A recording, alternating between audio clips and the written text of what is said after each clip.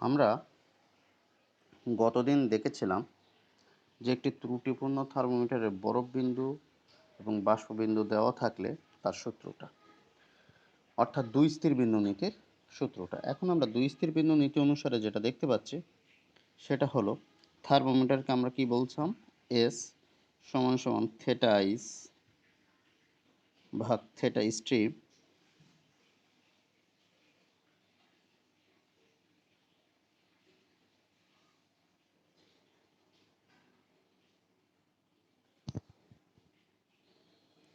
Theta stream বিয়োগ theta আইস, theta stream বিয়োগ theta আইস। তো এখন আমাদের জানতে হবে যে কোন স্কেলের সঙ্গে আমরা তুলনা করছি। দেখো যে এখানে সেলসিয়াস স্কেলের সঙ্গে তুলনা করছি, তাহলে আমরা কি লিখব, সি ভাগ 100। এখানে আমরা ডেটা নেব যে এখানে দেখো যে বরফ বিন্দু এবং স্টিম বিন্দু অর্থাৎ থেটা আইস সমান সমান 5 ডিগ্রি সেলসিয়াস এবং থেটা স্টিম সমান সমান 115 ডিগ্রি সেলসিয়াস, আর S equal to 40 degree Celsius, C equal to hot. অর্থাৎ যদি ত্রুটিপূর্ণ থার্মোমিটারটা 40 ডিগ্রি সেলসিয়াস তাপ দেয়, যদি একটি ত্রুটিপূর্ণ থার্মোমিটার 40 ডিগ্রি সেলসিয়াস তাপ দেয়, তাহলে প্রকৃত তাপমাত্রা কত হবে সেলসিয়াস স্কেলে, সেটা আমরা বের করতেছি। কিন্তু এখানে আমরা সেলসিয়াস স্কেলটা কেন নিচ্ছি, কারণ দেখো অন্যান্য তাপমাত্রাগুলো সব সেলসিয়াস স্কেলেই রয়েছে, ডিগ্রি সেলসিয়াস, এই জন্য আমরা সেলসিয়াস স্কেলে তুলনা করতেছি। যদি অন্যান্য স্কেলগুলো ফারেনহাইটে থাকতো তাহলে আমরা ফারেনহাইটের স্কেলে লিখতাম, অর্থাৎ সি ভাগ 100 না লিখে আমরা লিখতাম যে সি এফ বিয়োগ 32 ভাগ 212 গুণ বিয়োগ 32 অর্থাৎ 180 লিখতাম। কিন্তু এটা সেলসিয়াস স্কেলে আছে বিধায় আমরা সেলসিয়াস স্কেলে লিখছি। মোট কথা হলো ত্রুটিপূর্ণ থার্মোমিটার যদি 40 ডিগ্রি পার দেয় তাহলে প্রকৃত তাপমাত্রা কত সেটা বের করতে হবে। তাহলে এলো 40 বিয়োগ 5 ভাগ 115 বিয়োগ 5 সমান সমান সি ভাগ 100। অতএব সি ইকুয়াল টু এক্ষেত্রে হচ্ছে আমার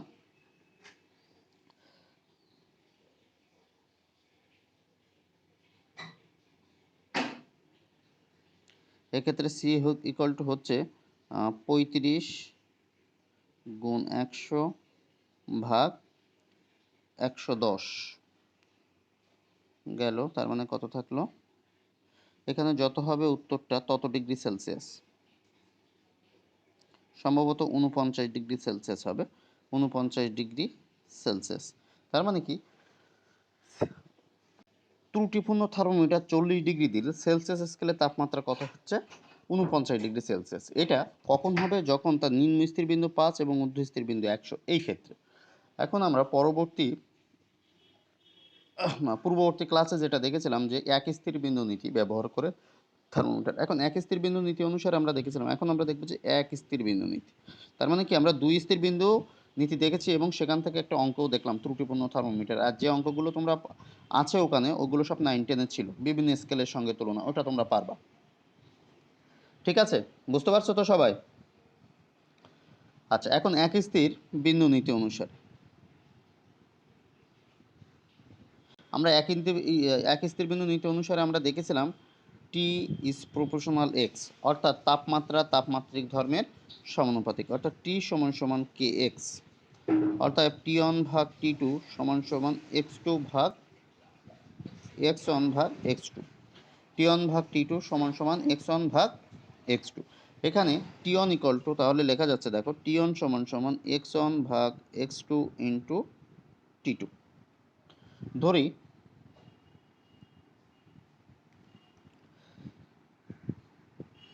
টি ওয়ান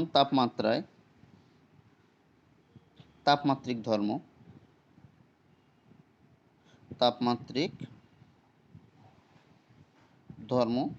এক্স ওয়ান,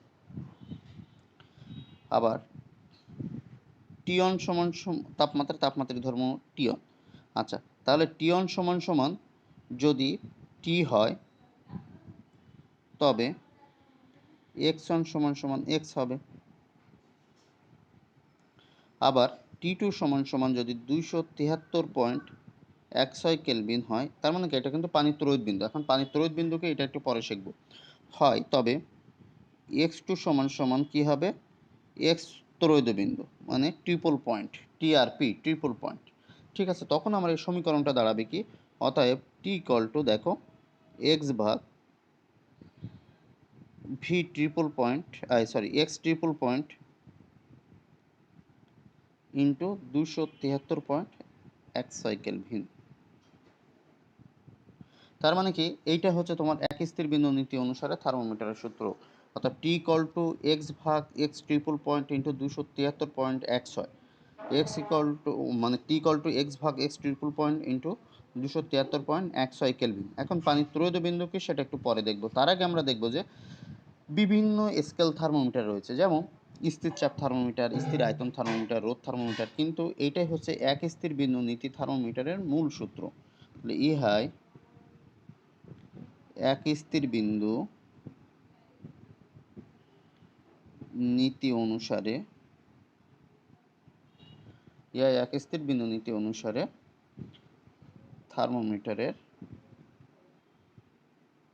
সূত্র। এখন থার্মোমিটার তো বিভিন্ন প্রকার হতে পারে, এক স্থির বিন্দু নীতি অনুসারে, দুই স্থির বিন্দু নীতি অনুসারে হতে পারে। এখন আমরা দেখব যে এক স্থির বিন্দু নীতি অনুসারে।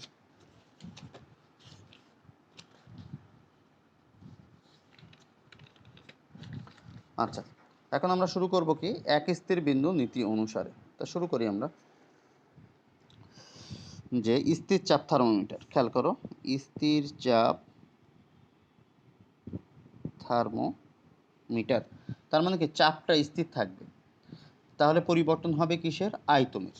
অর্থাৎ সেক্ষেত্রে আমার কি আসবে, টি ইকুয়াল টু ভি ভাগ ভি ট্রিপল পয়েন্ট ইন্টু 273.16। যদি বলতো স্থির আয়তন,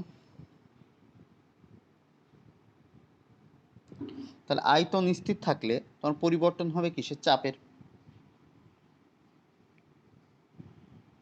স্থির আয়তন থার্মোমিটার, তাহলে পরিবর্তন হবে কিসের, তোমার চাপের। তার মানে সেক্ষেত্রে তোমার সূত্র হবে টি ইকুয়াল টু পি ভাগ পি ট্রিপল পয়েন্ট ইন্টু 273.16। যদি বলতো রোধ থার্মোমিটারের ক্ষেত্রে,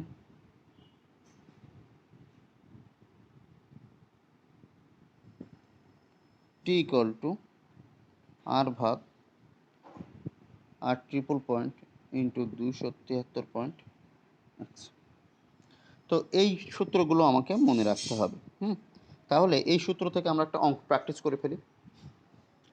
দেখো অঙ্কটা হচ্ছে কি, একটি স্থির চাপ গ্যাস থার্মোমিটারের, আমি লিখি স্থির চাপ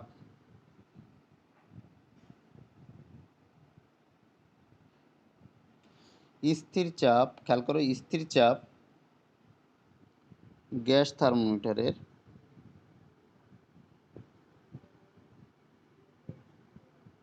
স্থির চাপ খেয়াল করো, স্থির চাপ গ্যাস থার্মোমিটারের গ্যাসের আয়তন পানির তড়িৎ বিন্দুতে, গ্যাসের আয়তন পানির ত্রয়োদ বিন্দুতে কতটুকু, 4 × 10⁻⁴ মিটার কিউব, এবং স্ফুটনাঙ্ক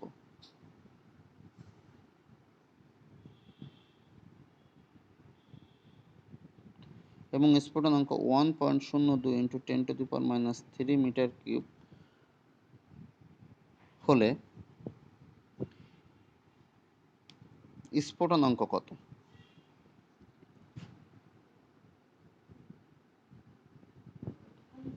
স্ফুটনাঙ্ক কত। তাহলে আমার সূত্র কি আছে, দেখো এখানে ডেটা নিতে হবে। আমার ডেটাটাই কি বলছে, স্থির চাপ থার্মোমিটার, তাহলে আয়তনের পরিবর্তন হবে। কিন্তু দেখো এখানে পানির তড়িৎ বিন্দুতে আয়তন কত দেওয়া আছে, মানে ভি ট্রিপল পয়েন্ট সমান সমান 4 × 10⁻⁴ মিটার। সাধারণ স্ফুটনাঙ্ক কত, আয়তন, সেটা আছে 1.02 × 10⁻³ মিটার। তাহলে আমার কি বলছে, স্ফুটনাঙ্ক নির্ণয় করো, অর্থাৎ টি ইকুয়াল টু হট। তাহলে আমার কোন সূত্র হবে, আমার সূত্র হবে টি ইকুয়াল টু, খেয়াল করো, আমার সূত্র হবে টি ইকুয়াল টু ভি ভাগ ভি ট্রিপল পয়েন্ট ইন্টু 273.16।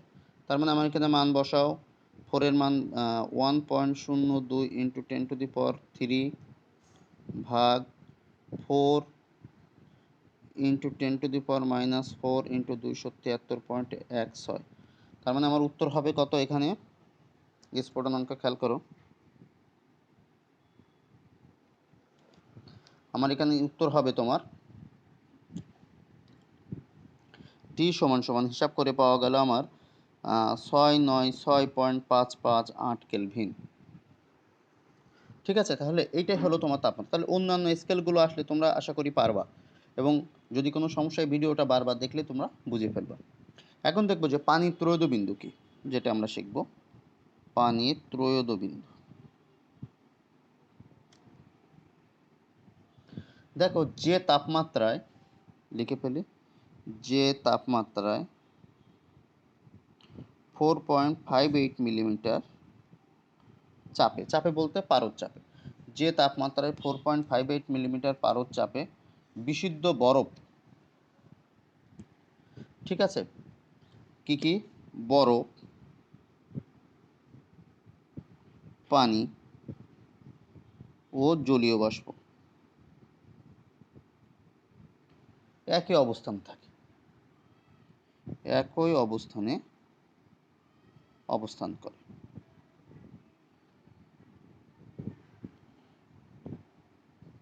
তবে ওই তাপমাত্রাকে পানির ত্রয়োদ বিন্দু বলে। দেখো পানির ত্রয়োদ বিন্দুর তাপমাত্রা কত, অর্থাৎ পানির ত্রয়োদ বিন্দুর তাপমাত্রা হচ্ছে পি ট্রিপল পয়েন্ট সমান সমান 273.16। অর্থাৎ এই তাপমাত্রায় যদি তুমি 273.16 কেলভিন তাপমাত্রা রাখো, তাহলে সেই তাপমাত্রাটাকে তোমাকে কী হবে? পানির ত্রয়োদ বিন্দু তাপমাত্রা বলে। অর্থাৎ এই তাপমাত্রায় দেখো বরফ, পানি এবং জলীয় বাষ্প একই অবস্থানে অবস্থান করবে, তাহলে এটাকে কি বলছি আমি? পানির ত্রয়োদ বিন্দু। ঠিক আছে, এটা বুঝতে পেরেছো? এখন আমরা দেখব যে পানির ত্রয়োদ বিন্দু কি। তার মানে কি বললাম? যে তাপমাত্রায়, কত তাপমাত্রায়? 273.16 কেলভিন তাপমাত্রায় পানি, বরফ এবং জলীয় বাষ্প একই সঙ্গে অবস্থান করবে। ঠিক আছে, এখন আমরা দেখব যে তাপগতিবিদ্যার প্রথম সূত্র। তার আগে একটু জানতে হবে যে সিস্টেম কি। সিস্টেম কি?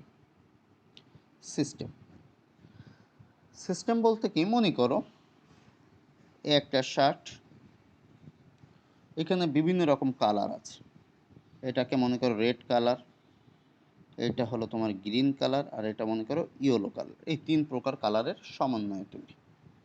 এখন সিস্টেম বলতে সেটাকেই নিচ্ছে, মনে করো রেড কালার থেকে এই অংশটুকু বিবেচনা করছি, দেখতে পাচ্ছ না হচ্ছে যে এতটুকু অংশ বিবেচনা করছি। রেড থেকে আমরা কতটুকু অংশ বিবেচনা করছি? এইটুকু।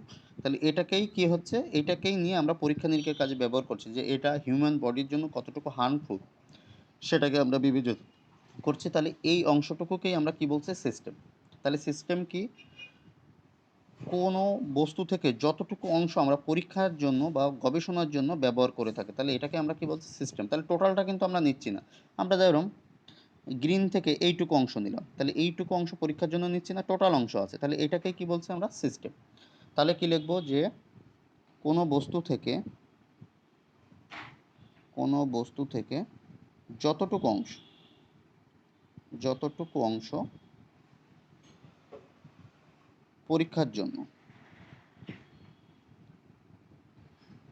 জন্য ব্যবহার করা হয়, তাকে আমরা কি বলবো? সিস্টেম। দেখো তাহলে এইটুকু অংশ আমি ব্যবহার করেছি আর এইটুকু ব্যবহার করিনি, এইটুকু নিয়েছি এইটুকু নেই নাই, এইটুকু নিয়েছি এইটুকু নেই নাই, তাহলে যতটুকু নেই নাই এটাকে হলো কি বলবো? পরিবেশ।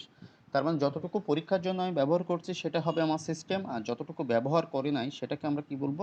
পরিবেশ। এবার দেখো সিস্টেম আবার 3 প্রকার।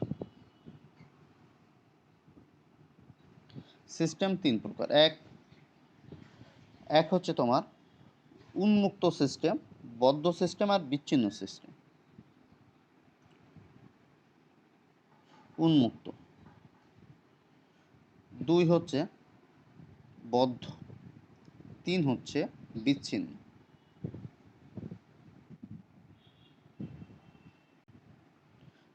তিন হচ্ছে বিচ্ছিন্ন। তাহলে সিস্টেম কয় প্রকার? সিস্টেম দেখো 3 প্রকার। একটা হচ্ছে তোমার উন্মুক্ত সিস্টেম, বদ্ধ সিস্টেম এবং বিচ্ছিন্ন সিস্টেম। দেখো উন্মুক্ত সিস্টেমটা কি? যে সিস্টেম পরিবেশের সাথে ভর ও শক্তি দুটোই বিনিময় করতে পারে, ভর এবং শক্তির দুটোই বিনিময় করতে পারে, তাকে আমরা কি বলবো? উন্মুক্ত সিস্টেম। সেটা আবার কেমন? ভর এবং শক্তির দুটোই বিনিময় করতে পারবে, তাকে আমরা কি বলবো? উন্মুক্ত সিস্টেম। যেমন একটা চায়ের কাপে বা একটা গরম পানি পাত্রে রাখা আছে, কিছুক্ষণ পর সেই পাত্রের পানিটা শীতল হয়ে যাবে বা চাটা ঠান্ডা হয়ে যাবে, এটাকে কি বলা হচ্ছে? উন্মুক্ত সিস্টেম। অর্থাৎ এটা পরিবেশের সাথে ভর বা শক্তির উভয়ের আদান প্রদান করে। তার মানে কি বললাম? এটা উন্মুক্ত সিস্টেমের ভর ও শক্তির আদান প্রদান, শক্তির আদান প্রদান। আর বদ্ধ সিস্টেম মানে কি? পরিবেশের সাথে শুধুমাত্র শক্তির বিনিময় করবে। কি বললাম? শুধু শক্তির বিনিময়। আর বিচ্ছিন্ন সিস্টেম মানে কি? কোনো কিছুর আদান প্রদান করবে না, মানে ভর শক্তি কোনোটার আদান প্রদান হবে না, কোনো কিছুর আদান প্রদান হবে না, হবে না। তারপরে আমরা কি বলবো? বিচ্ছিন্ন সিস্টেম। তার মানে কি? পরিবেশের সাথে এটা বিচ্ছিন্ন আছে। ঠিক আছে, এরকম সিস্টেম বাস্তবে পাওয়া সম্ভব নয়। হয় ভর শক্তির উভয়ের আদান প্রদান করবে, না হলে শক্তির আদান প্রদান করবে, না হলে ভরের আদান প্রদান করবে, কিন্তু কোনো কিছু আদান প্রদান করবে না, এটা সম্ভব না। যেমন তুমি একটা ফ্লাক্সে গরম পানি রেখে দিয়েছো না? তাহলে দীর্ঘক্ষণ সেটা গরম থাকলো, কিন্তু সারা জীবন তো ওটা গরম থাকলো না, থাকলো? তার মানে কি? যদি সে কোনো কিছুই আদান প্রদান না করে, তাহলে কি সে সারা জীবনই গরম থাকবে, সারা জীবনই ঠান্ডা থাকবে? থাকবে কি না? কিন্তু এরকম তো কোনো ঘটনা ঘটছে না। ঘটছে যে যতই তুমি রেখে দাও না কেন ফ্লাক্সের ভিতরে বা এর ভিতরে, আহ, সেটা কিন্তু এক সময় না এক সময় ঠান্ডা হয়ে যাচ্ছে। তার মানে কি? এরূপ কোনো সিস্টেম পৃথিবীতে এখনো আবিষ্কার করা হয়নি যে পরিবেশের সাথে বিচ্ছিন্ন, অর্থাৎ ভর শক্তির কোনো কিছুর আদান প্রদান করবে। পরীক্ষায় কিন্তু এরকম একটা কোশ্চেন আসে অনুধাবনে, যে বিচ্ছিন্ন সিস্টেম বাস্তবে পাওয়া সম্ভব নয়, কেন? ব্যাখ্যা করো। কি বললাম বুঝতে পারলে? অনুধাবনে এটা আসতে পারে যে বিচ্ছিন্ন সিস্টেম বাস্তবে পাওয়া সম্ভব নয়, কেন? ব্যাখ্যা করো। তো তোমাদের আগামী দিনের বাড়ির কাজ থাকবে এইটুকুই, সঙ্গে এটা থাকবে যে বিচ্ছিন্ন সিস্টেম, খেয়াল করো, বিচ্ছিন্ন সিস্টেম পরিবেশের সাথে ভর শক্তির বিনিময় করে না, কেন? বা বাস্তবে বিচ্ছিন্ন সিস্টেম পাওয়া সম্ভব নয়, কেন? বা বাস্তবে বিচ্ছিন্ন সিস্টেম পাওয়া সম্ভব নয়, কেন? ঠিক আছে? তো তোমাদের এর সঙ্গে আরও বাড়ির কাজ থাকবে, দেখো আমি একটু লিখে